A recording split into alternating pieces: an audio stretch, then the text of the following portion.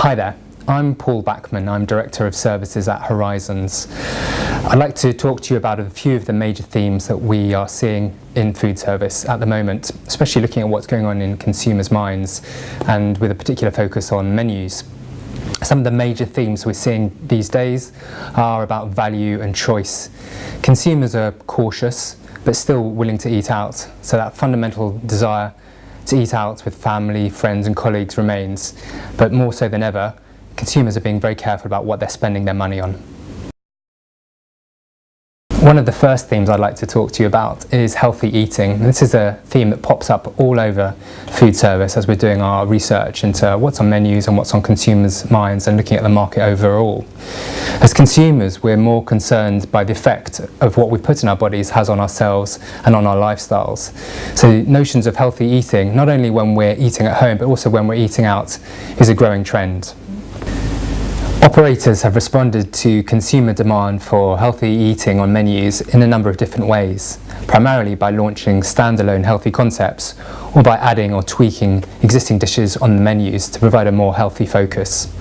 In terms of standalone concepts, we've seen the launch and growth of a number of healthy eating chains in the restaurant and quick service sector. In restaurant chains, we're talking about brands such as Leon and Bill's Cafe and Produce.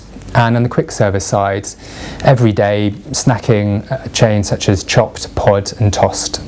In fact, the top 5 healthy eating terms we see on menus are healthy, low fat, 5 a day, superfood and omega-3. On Menurama, Horizons menu analysis service, we're looking at dishes across the range of food service, specifically restaurants, pubs, hotels and quick service. And what we're picking up more and more is the importance of healthy eating dishes. So this might be the typical healthy eating dishes such as a salad or a grilled chicken salad, but also healthy eating coming onto menus in subtler ways. For example, this might be the growth of small sharing tapas style dishes that you can share amongst the people that you're eating with, reducing the use of trans fats, or increasing use of foods containing superfoods and their antioxidant properties. 2012 is also likely to see the growth of brands using calorie and nutritional information on their menus. The market is not clear-cut though. Reflecting trends we're seeing in the US, the UK is becoming a more polarised society when it comes to eating healthy. At one end, we have gym membership increasing and mass participation sporting events, and at the other, looming obesity and diabetes epidemics. Here at Horizons, we're very interested in what's going on in the market at the small, fast-growing, innovative end of the spectrum as part of our Ones to Watch service. And it's this part of the market especially that we see the importance of choice and variation in food and cuisine styles on menus. At this more innovative end of the spectrum, the role of choice is more important than ever, and we see a whole range of new brands coming onto the market offering something new and exciting to consumers. For example, brands offering street food, Brazilian churrascaria, Mexican burritos, gourmet fast food and food trucks. When thinking about choice, it's really about striking the right balance between too much choice on one hand and too little on the other. As operators, if they provide too much choice on the menu, this can play havoc with their margins in terms of having too many ingredients, too many serving styles, requiring too many chefs in the kitchen.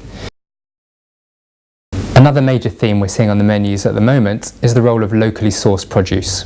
The sourcing of local produce is more important to consumers than ever, namely in the pub and restaurant sectors, and especially amongst independents. So why is local food more important than ever before?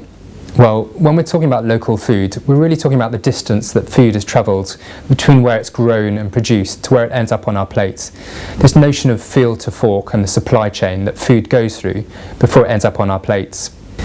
Providing local food to consumers really gives them that something special, that something different, and it's something that helps independent operators stand out from the crowd, especially stand out from multi-site operators or individual sites within larger chains to give them that local individual feel. Looking at the US market, one thing that we're picking up is notions of hyperlocal, which is really bringing local food down to the very small scale. By hyperlocal, we might mean a pub or a restaurant growing their own food or keeping their own livestock on site and using this food in the dishes that they serve to consumers. And really tied into the notion of choice is the importance that consumers feel in receiving as much information as possible about where their food is coming from. And this really brings us onto the subject of ethical sourcing, responsible production and quality assurance. Turning our attention back to Menurama, we spend a lot of time looking at the way dishes are presented and how they're described. And from this, we pick up the incidence of terms and phrases on a whole range of subjects. When we're looking at ethical sourcing and responsible production, there are about 18 terms that we see regularly appearing on menus, of which the top 5 are free range, homemade, organic, sustainable, and farm assured. In fact, of the top 5 ethical sourcing and responsible production terms we see on menus, free range is the most common, and it's really growing in usage to the extent that about 43% of menus across food service mention free range on their menus at some point. Recently on menus, we've seen a slide in the usage of organic terms and organic foods.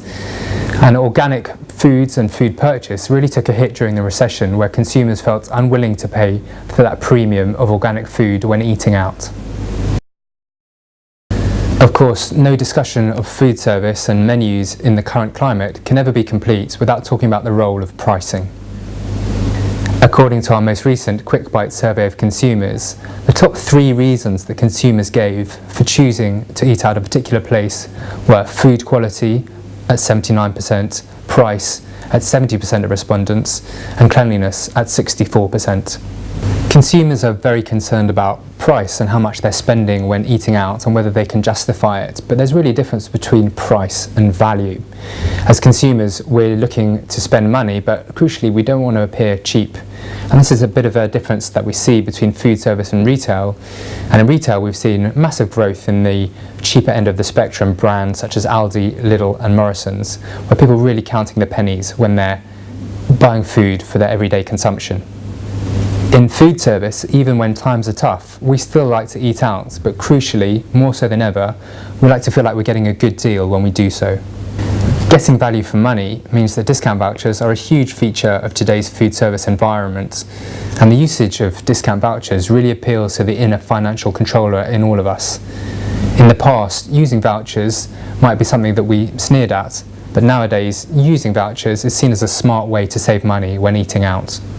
In food service in general and on menus specifically, we're really seeing the growth of the squeezed middle. We're seeing growth at the premium and the value end, and it's more brands that fill in the middle of food service without a clear differentiated offering that are struggling. Eating out should really be about having fun, eating good food at a good price in a good atmosphere.